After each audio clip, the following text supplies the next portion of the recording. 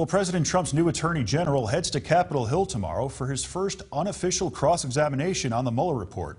William Barr is scheduled to talk about money, but the reality is likely something much different.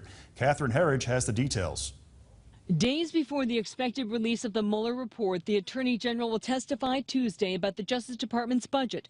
But lawmakers are sure to press William Barr on what will or won't be public.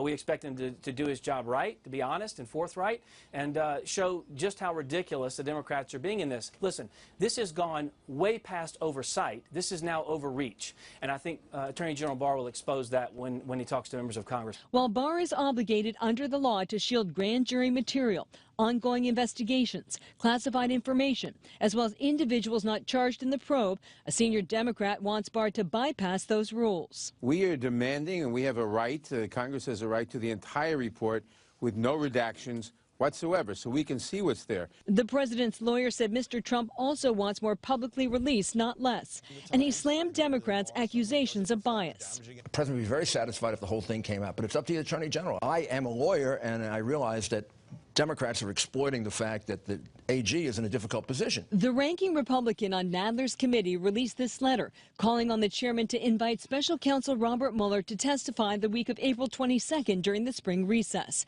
Quote, "This business is too important to wait. I urge you to do the right thing, follow the law, and invite the special counsel to testify." Separately, a senior Senate Republican said he knows firsthand that Barr is taking a hard look at the Russia probe and its origins. He's very upset by what he's seen. He believes it was very unprofessional. He cares about the reputation of the Department of Justice.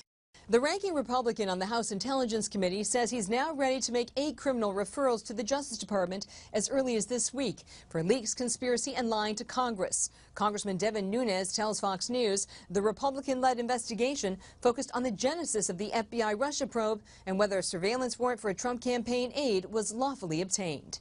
In Washington, Catherine Herridge, Fox News.